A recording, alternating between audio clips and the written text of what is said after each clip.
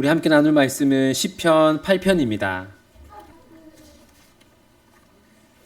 우리 1절부터 끝절까지 교독하겠습니다. 시편 8편 1절부터 끝절까지 교독하겠습니다. 여호와 우리 주여, 주의 이름이 온 땅에 어찌 그리 아름다운지요. 주의 영광이 하늘을 덮었나이다.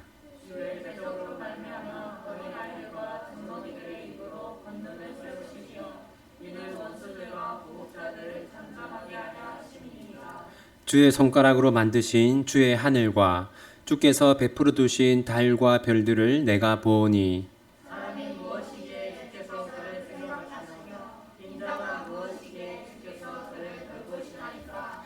그를 하나님보다 조금 못하게 하시고 영화와 존귀로 간을 씌우셨나이다. 주의 손으로 만드신 것을 다스리게 하시고 만물을 그의 발 아래 두셨으니 곧 모든 소와 양과 들짐승이며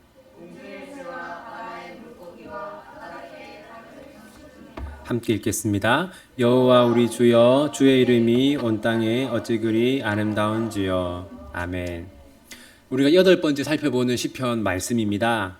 우리가 1편부터 7편까지 살펴보았고 오늘은 8편을 살펴볼 차례입니다. 이 시편 8편은 다윗의 개인적인 고백입니다. 그런데 우리가 지금까지 살펴본 시편들과는 분위기가 많이 다릅니다. 여러분, 우리가 지금까지 살펴본 1편부터 7편의 그 시편의 분위기가 어떠했습니까? 주로 이 다윗이 아주 힘들고 어려운 상황 속에서 이 하나님께 자신의 마음을 토로하고 또 하나님의 도움을 구하는 그런 시편이었습니다. 그래서 이 앞부분에 있는 시편들을 탄식 시편 또는 간구 시편이라고 합니다. 그런데 이 8편은 여러분 지금 읽어보아서 아시겠지만 분위기가 전혀 다릅니다.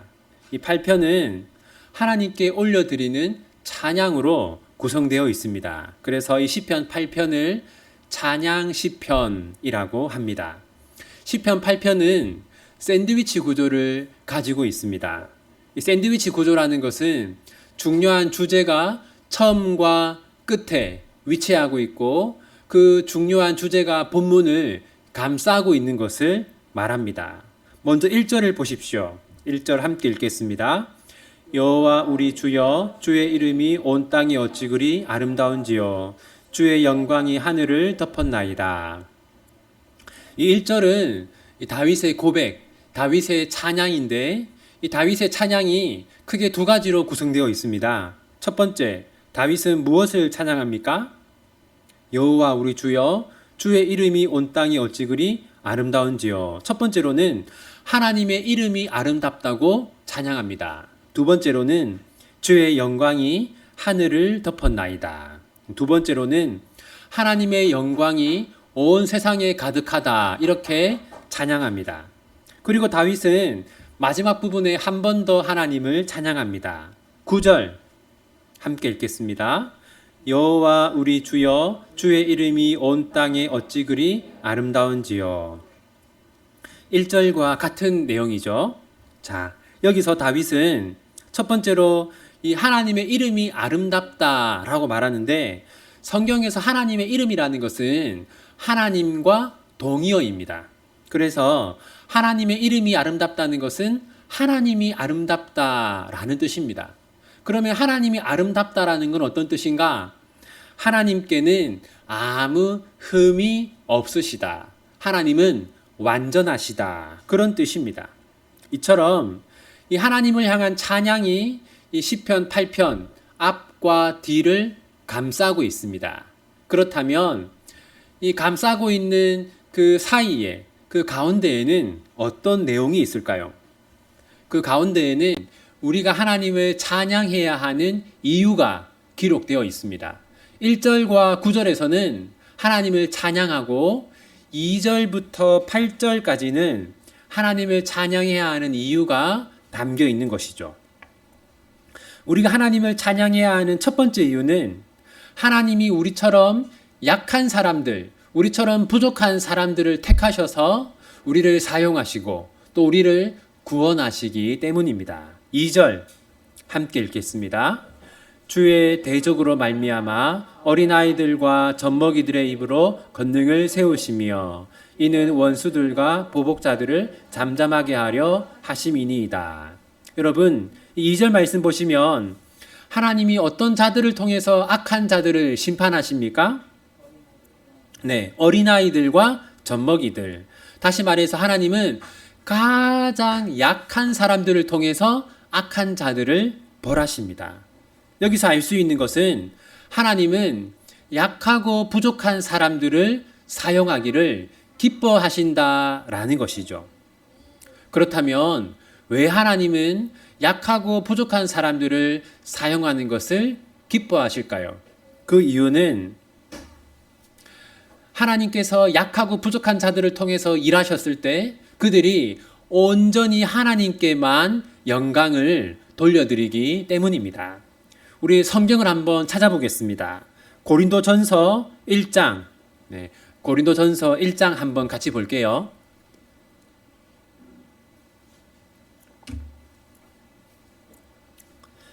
고린도전서 1장 26절부터 29절까지 4절 말씀을 우리 함께 읽겠습니다. 형제들아 너희를 부르심을 보라. 육체를 따라 지혜로운 자가 많지 아니하며 능한 자가 많지 아니하며 문벌 좋은 자가 많지 아니하도다. 그러나 하나님께서 세상에 미련한 것들을 택하사 지혜 있는 자들을 부끄럽게 하려 하시고 세상에 약한 것들을 택하사 강한 것들을 부끄럽게 하려 하시며 하나님께서 세상에 천한 것들과 멸시받는 것들과 없는 것들을 택하사 있는 것들을 폐하려 하시나니 이는 아무 육체도 하나님 앞에서 자랑하지 못하게 하려 하심이라. 아멘. 하나님은 약한 자들, 부족한 자들을 택하시고 사용하기를 기뻐하십니다. 그 이유는 찬양을 받으시기 위해서죠. 우리의 구원도 마찬가지입니다. 여러분, 우리에게 구원받을 만한 자격이 있습니까? 없습니까? 전혀 없죠.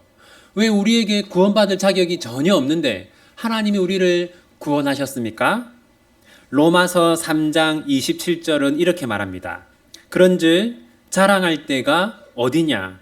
있을 수가 없느니라.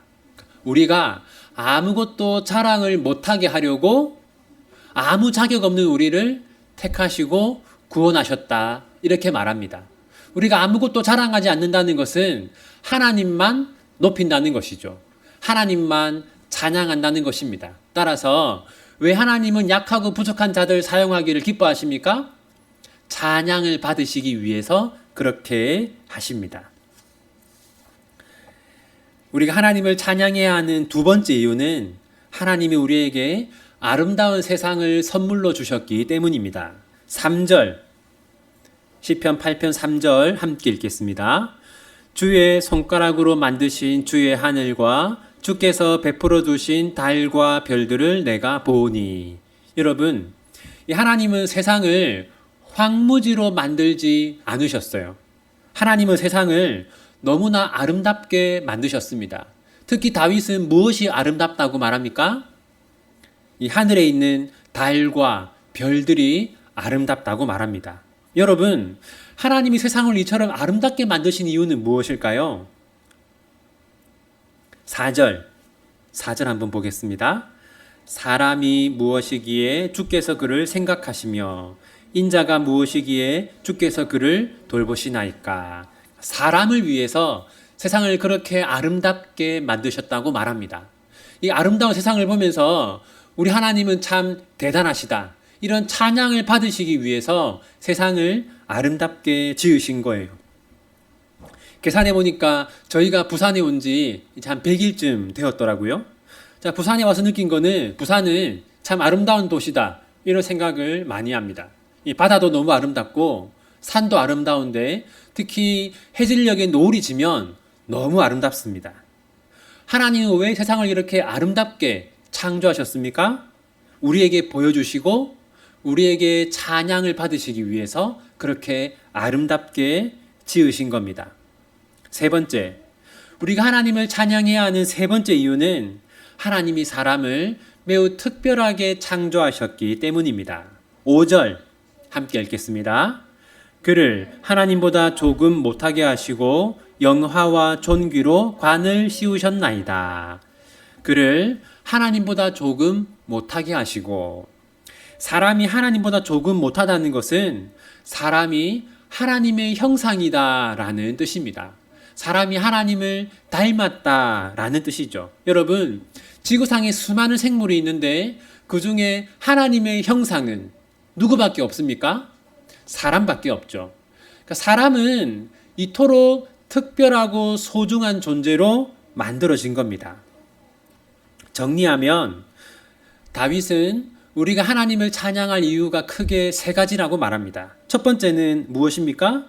하나님이 우리처럼 약하고 부족한 사람들을 택하시고 사용하시기 때문이죠. 두 번째는 하나님이 세상을 너무나 아름답게 창조하셨기 때문입니다. 세 번째는 하나님이 우리를 하나님의 형상으로 창조하셨기 때문이에요. 여러분, 한번 생각해 보십시오. 이 첫째, 둘째, 셋째, 세 가지 중에서 여러분에게 해당되지 않는 게 있습니까? 해당되지 않는 게 하나도 없죠. 이 세 가지가 다 우리에게 해당됩니다. 그러므로 우리가 하나님을 찬양하지 않을 이유도 없는 것이죠. 그런데 여러분, 우리가 하나님을 마음을 다해서 열심히 찬양합니까? 우리의 입술로, 그리고 우리의 삶으로 하나님을 우리가 찬양합니까? 사실 우리는 하나님께 감사하고 또 하나님을 찬양할 때보다 불평하고 원망할 때가 더 많지 않습니까? 그리고 우리가 찬양을 하더라도 특별한 경우에만 할 때가 많지 않습니까? 예를 들어서 우리가 오랫동안 바라고 소원했던 일이 이루어지면 그때 비로소 우리가 하나님을 찬양하지 않습니까? 그런데 여러분, 다윗은 언제 하나님을 찬양했습니까? 이 시편 8편을 보면 다윗은 밤하늘을 보면서 하나님을 찬양했죠. 밤하늘에 있는 달과 별을 보면서 하나님을 찬양했어요. 그런데 여러분, 하늘에 있는 달과 별은 이게 특별한 일입니까? 아니죠. 우리가 지금이라도 바깥으로 나가면 하늘에 있는 달과 별을 볼 수 있지 않습니까? 하늘의 달과 별은 특별한 일이 아니라 우리가 매일같이 볼 수 있는 사소하고 평범한 일입니다. 따라서 다윗은 이 시편 8편을 통해서 우리에게 무엇이라고 말하는 겁니까? 특별한 일이 있을 때만 하나님을 찬양하는 것이 아니라 평범한 일상 속에서도 하나님을 찬양하기 위해서 힘써야 한다. 그 말을 하는 것이죠. 여러분, 그런데 또 더 중요한 게 있습니다. 이 시편 8편은 1, 2, 3, 4, 5, 6, 7편 그 다음에 이어지는 것이지 않습니까? 여러분 생각해 보시면 1편부터 7편까지의 내용이 무엇이었습니까? 1편부터 7편까지는 모두 다 성도의 고난을 배경으로 하고 있어요. 그러다가 이 시편 8편이 등장하는 겁니다. 이 순서가 우리에게 무엇을 말합니까? 비록 우리의 삶은 고난으로 가득하지만 그럼에도 불구하고 고난 속에서도 하나님을 찬양해야 한다라는 것을 말하는 겁니다. 여러분, 시편 3편 혹시 기억하십니까? 시편 3편에서 다윗은 압살롬에 의해서 왕궁에서 추방당했죠. 6편에서는 다윗이 하나님의 징계를 받아서 수척해지는 것을 우리가 보았었죠. 또 시편 7편에서는 다윗이 사울이 보낸 군대에 또 쫓기는 것을 우리가 보았습니다. 이것이 성도의 삶입니다. 성도의 삶에는 고난이 가득해요. 그럼에도 불구하고 우리는 하나님을 찬양하기 위해서 노력해야 한다라는 것이 시편 8편이 우리에게 주는 메시지입니다. 여러분 한번 마음속으로 생각해 보십시오. 여러분, 내가 지금 하나님을 찬양해야 한다면 내가 왜 하나님을 찬양해야겠는가? 하나님을 찬양할 이유 한번 마음속으로 생각해 보세요. 잘 안 떠오르죠?